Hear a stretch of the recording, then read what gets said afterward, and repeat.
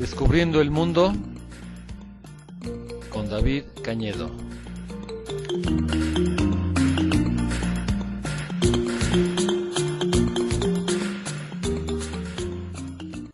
Hola, ¿qué tal? Buenas tardes. Aquí estamos en su programa Descubriendo el Mundo. Como todos los miércoles a las 5:30. Bueno, ahora se nos hizo tantito tarde, pero de todas maneras aquí estamos. Y pues vamos a seguir con nuestro trayecto alrededor de todo el mundo. Ya ven que ya hemos recorrido bastantes países y nos quedan muchos por visitar todavía.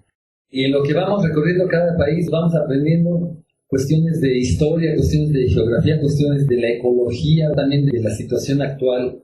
Entonces es un trayecto por el mundo y también por la historia, por la geografía y por muchas otras cosas que no sabemos. El chiste es aprender cada día más y más.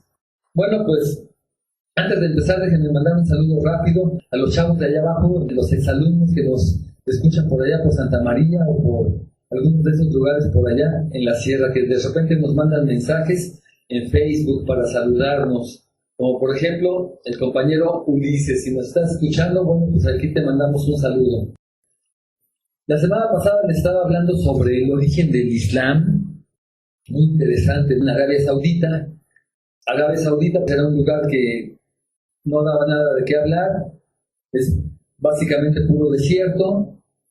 Allí había tribus que todas estaban más bien peleadas unas con las otras, eran clanes, tribus, todos estaban separados, no había nada que los uniera. Y a principios del siglo VII, como por el año 610, fue cuando este señor Mahoma empezó a dar su mensaje, y en unos cuantos años fue impresionante lo que consiguió. Fue una verdadera revolución en ese lado del planeta que ha tenido consecuencias hasta la fecha. Fue un cambio radical lo que hizo este señor.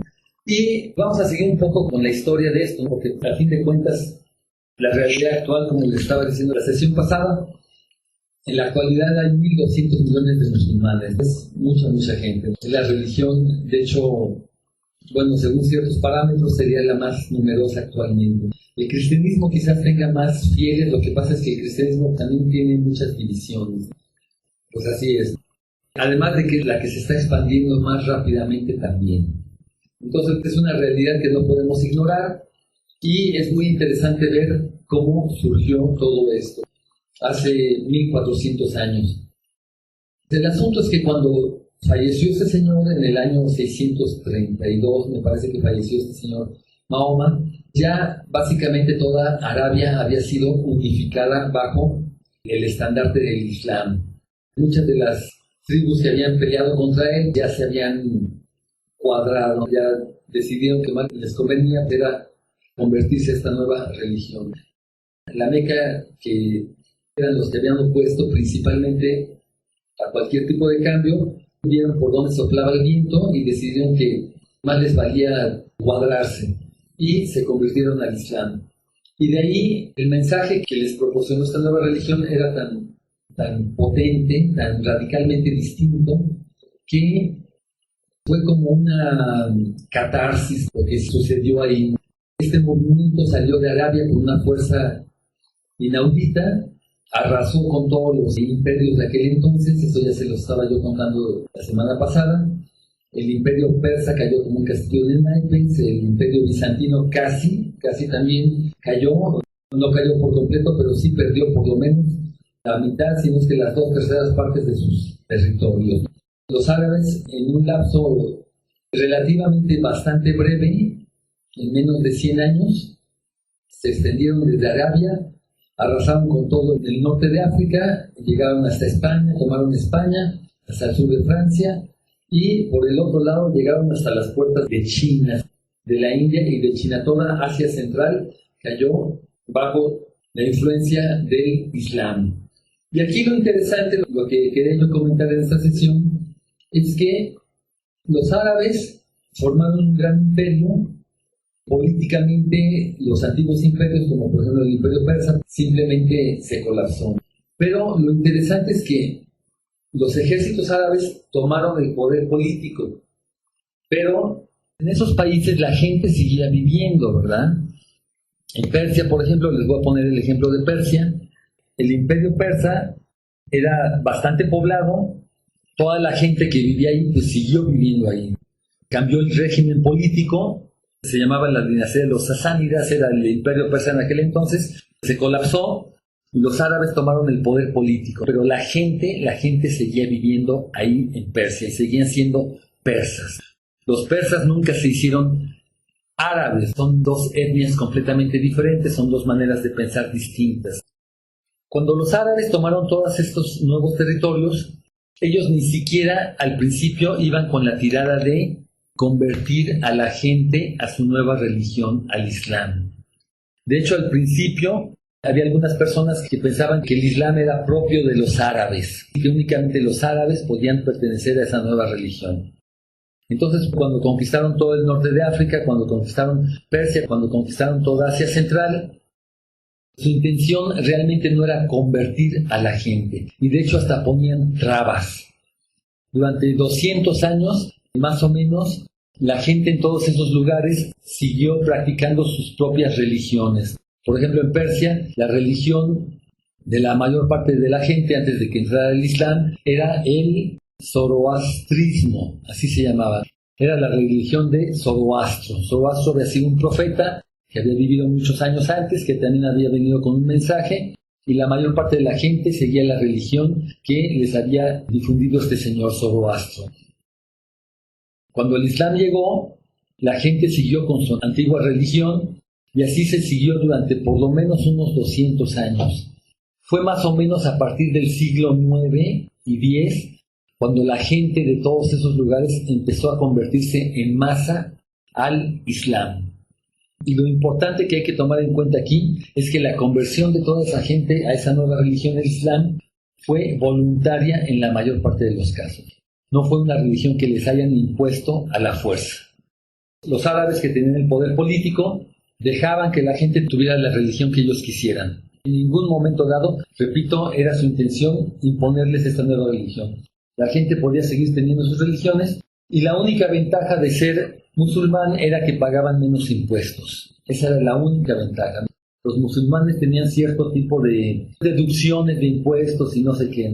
Fuera de eso, la gente podía seguir practicando las religiones que quisieran. Y 200 años después, 300 años, que fue la época de las conversiones masivas, fue cuando la gente, por voluntad propia, empezó a decidir que a lo mejor esta religión era más válida o el mensaje que traía esta religión les llegaba más a fondo. Entonces dejaron sus antiguas religiones y se convirtieron.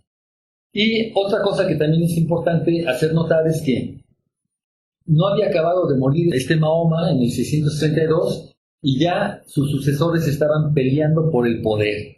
Porque a fin de cuentas parece que a la gente lo que le interesa es el poder político, el poder económico, simplemente tener posiciones de poder y de privilegio. Entonces, no había terminado de fallecer este señor y ya había luchas por la sucesión. A los sucesores de Mahoma se les llama los califas. Así se llamó ese título, que era un título religioso y un título político. Los califas fueron las personas que empezaron a suceder a Mahoma, y el primer califa, uno que se llamó Othman, fue asesinado por otras facciones que también querían el poder. El segundo califa, uno que se llamó Ali, también fue asesinado. Entonces parece que no era una buena opción de trabajo ser el califa. Parece que el ser califa tenía sus riesgos y efectivamente las luchas por el poder estaban pesadas. Todo el mundo quería una taja del pastel, sobre todo cuando empezaron a conquistar todos esos enormes territorios. Entonces lo que sucedió, y esto es interesante, es que los primeros califas además trasladaron la sede de gobierno desde Arabia. Arabia era puro desierto, nadie quería estar en Arabia. Ahí realmente estaba muy alejado de todas las rutas y de todo el comercio y de donde estaba la mayor parte de la población de esos imperios que iban conquistando. Entonces en algún momento decidieron trasladar la capital del imperio de la Meca. La Meca, pues, repito, estaba muy alejada de todo y la trasladaron a la ciudad de Damasco. Damasco en Siria. Ahí en Siria fue la nueva capital del Imperio Árabe y ahí se conservó como capital durante más o menos unos 100 años. Damasco es una de las ciudades más antiguas que han sido continuamente habitadas desde hace miles y miles de años. Damasco tiene de haber sido fundada por lo menos unos 7 o 8 mil años y ha sido continuamente habitada. Y en esta ciudad los nuevos califas, los sucesores de Mahoma, decidieron establecer la capital del nuevo imperio y fundaron una dinastía que se llamó la dinastía de los Omeyas. Bueno, pero nada más esa dinastía se conservó durante 100 años. Y en el año 750 de nuestra época hubo otra dinastía que le quitó el poder, mataron a todos los Omeyas y tomaron el poder y se llamó la dinastía Abásida. Y esto cuando se los platico, pues uno dice, bueno, qué interesante, o a lo mejor no. En cualquier caso, esto sucedió hace tanto tiempo, ¿qué relevancia tiene en nuestras vidas? Pues no es que tenga mucha, pero son cosas de la historia que a fin de cuentas tienen su razón de ser. Resulta que los Omeyas no fue una dinastía muy popular, empezó a haber mucha gente que empezó a estar descontenta con ellos, y otra facción, esta facción de los Abásidas, simplemente le quitaron el poder a los Omeyas. Parece, según cuenta la historia, hicieron una gran fiesta, no sé exactamente los detalles, en que a todos los Omeyas los invitaron allí a la fiesta, estaban en medio de la fiesta y de repente sacaron las armas y mataron a todos. Ahí en medio de la fiesta mataron a todos los Omeyas, y uno de los pocos que pudo sobrevivir fue un cuate, no me acuerdo ahorita de su nombre, que escapó, no sé cómo estuvo, no sé si estaría en esa fiesta o no, en cualquier caso escapó y emigró de Siria, de Damasco, atravesó toda África y se fue hasta España. España ya había sido conquistada, pero ahí fundó su propia dinastía. Y esa dinastía, fundada por el único sobreviviente de los Omeyas, esa dinastía se siguió conservando ahí en España durante 800 años. Para que vean cómo estuvo. Esta dinastía también en Córdoba, fue el califato de Córdoba. Este cuate se creyó el sucesor de los califas, entonces ya había un califa en Córdoba y había otro califa de los Abásidas que volvieron a pasar. La capital ya no se quedó en Damasco, sino que se trasladó a Bagdad. Antes de seguirlos aburriendo con todo esto, bueno, no es aburriendo, es muy interesante para aquellos de nosotros que nos interesa la historia. Vamos a hacer una pequeña pausa, vamos a escuchar una canción de los árabes de Arabia Saudita. Esta es la famosa, hay toda una música árabe y toda una danza, ¿no? La famosa danza del vientre, belly dance, así le llaman en inglés. La danza del vientre es toda una danza tradicional de los árabes. Vamos a escuchar una pequeña melodía que precisamente la bailan de esta manera.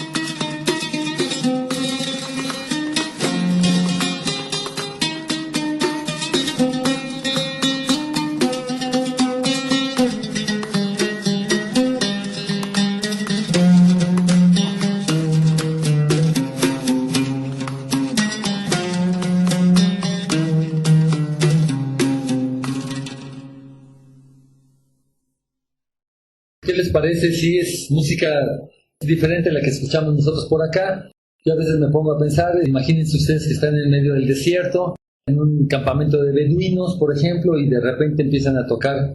Allá tienen un instrumento, ese instrumento de cuerda que estábamos escuchando, se llama el oud, es un instrumento de cuerda, es entre una mandolina y una guitarra y con un mango bastante largo, y de repente empiezan ahí a tocar y empiezan a bailar, y es otro universo, es otro mundo. El asunto es que la civilización árabe, que surgió de ahí de las arenas del desierto y que después conquistó políticamente inmensos territorios, la civilización árabe fue uno de los momentos cumbre de la historia de la civilización. En aquel entonces el Imperio Romano estaba en plena picada, ya de hecho ya se había disuelto prácticamente por completo.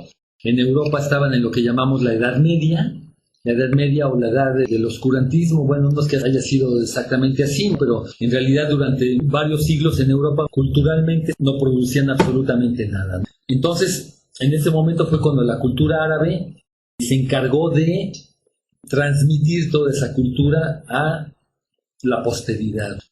Los árabes, ellos produjeron su propia cultura y asimismo se encargaron de conservar lo que valía la pena de la cultura grecorromana. Hay muchísimos trabajos de filósofos como Platón, como Aristóteles, o de literatos como Diógenes, o todos esos, ¿no?, de toda la cultura grecolatina clásica, que se hubieran perdido si los árabes no los hubieran traducido al árabe y se hubieran encargado de conservarlos.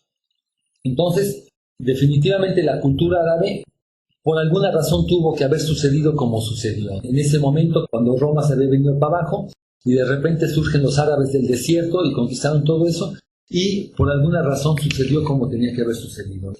Ahora es importante también hacer notar, esto también es muy interesante, que los árabes cuando salieron del desierto no tenían realmente una cultura muy fuerte, sobre todo comparándola con los otros imperios que fueron conquistando.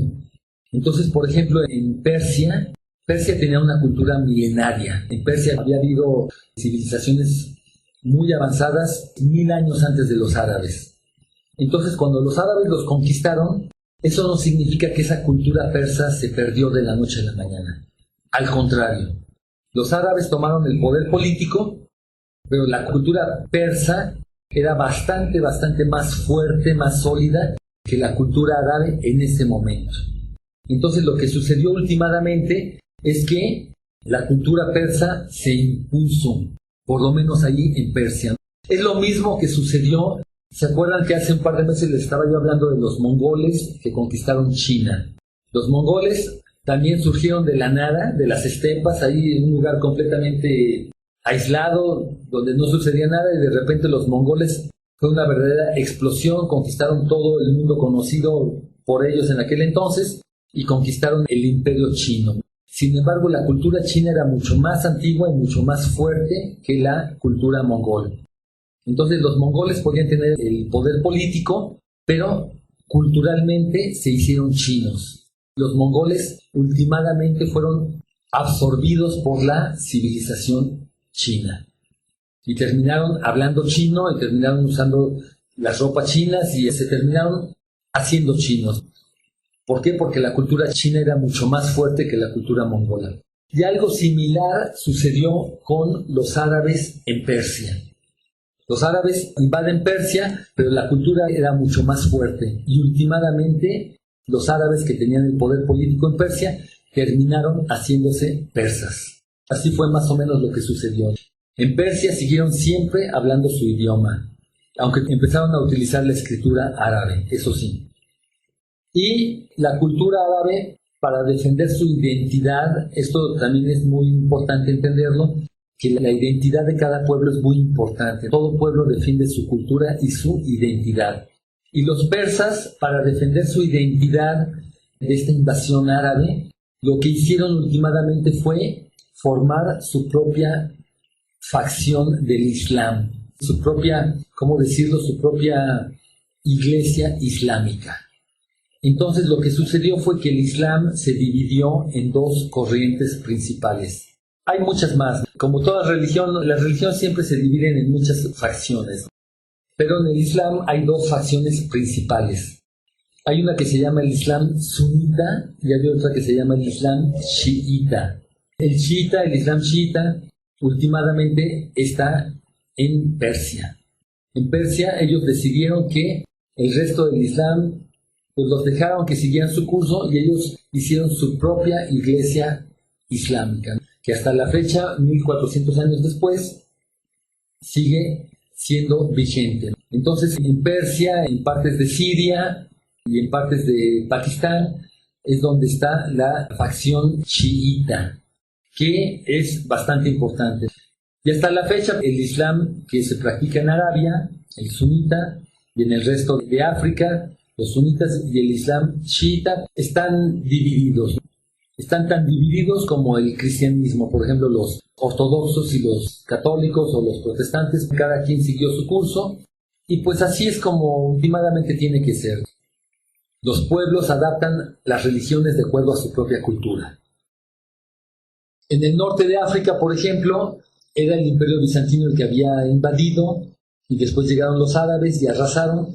Y ahí sí el árabe se convirtió en la lengua oficial y la religión que traían los árabes se convirtió también en la religión oficial.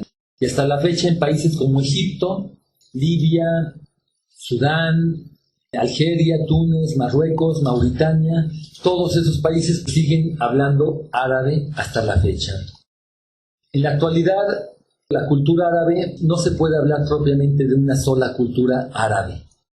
La cultura árabe en cada uno de esos países fue adquiriendo tintes propios. Por ejemplo, en la actualidad Egipto es uno de los países árabes con más peso. Es donde también hay más población. Con una población de 80-90 millones de habitantes, tiene mucha más población que Arabia Saudita. Arabia Saudita tiene una población de, no estoy muy seguro en este momento, pero no creo que tenga más de unos 15 o 20 millones de habitantes. En cambio, Egipto, con una población de 80 millones de habitantes actualmente, Egipto siempre fue el centro de gravedad de la cultura árabe. Muy rápidamente, cuando los árabes salieron de Arabia y conquistaron todo eso, desde el primer momento el río Nilo, con su densidad de población y su cultura milenaria, se convirtió en el centro de gravedad de toda esa cultura árabe. Actualmente el Cairo, la ciudad del Cairo, es la ciudad más grande de África y también es la ciudad más grande del Islam. Egipto siempre ha contado mucho en los asuntos del Islam. Bueno, pues ya se nos acabó el tiempo. La semana próxima seguiremos hablando de algunos de estos temas. Son temas realmente muy interesantes para comprender nuestro mundo. Si queremos comprender nuestro mundo actual, tenemos que saber un poquito de su historia. Los voy a dejar con una segunda canción. Esta no es instrumental, esta es cantada, pero también es de esos rumbos de Arabia. Es música muy distinta a la que estamos nosotros acostumbrados. Yo me despido. Este fue su programa Descubriendo el Mundo con David Cañedo.